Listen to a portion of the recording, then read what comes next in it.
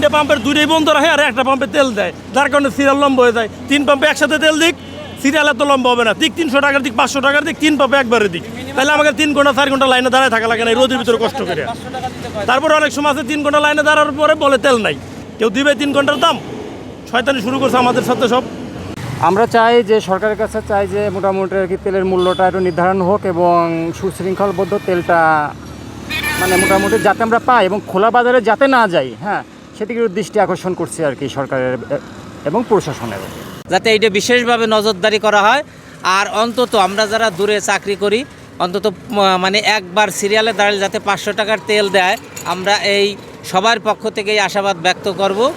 ঘুরে ফিরে 4-5 বার করে তেল নিচ্ছে, একই ঘন্টাগুলো তেলে নিচ্ছে। আপনি যদি ভিডিও ফুটেজগুলো বিশ্লেষণ করেন সরাসরি দেখতে পাবেন।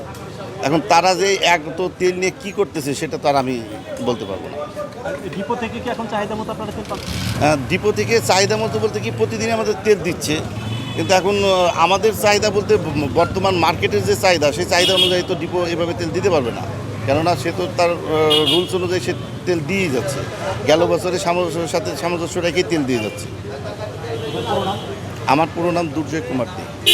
সরকারি নির্দেশনা মোতাবেক আমরা এখানে তেল ডেলিভারি দিচ্ছি। আজকে হলো প্রত্যেকে 300 টাকা, প্রত্যেকের সম পরিমাণে 300 টাকা করে তেল পাচ্ছে। যত সময় থাকবে পাম্পে তেল তত সময় চলমান থাকবে বিতরণ। না, কোনো সুশৃঙ্খলভাবে আমাদের তেল বিতরণ চলছে। আপনার সম্পূর্ণ নাম? আমার নাম হলো ফজলুল হক।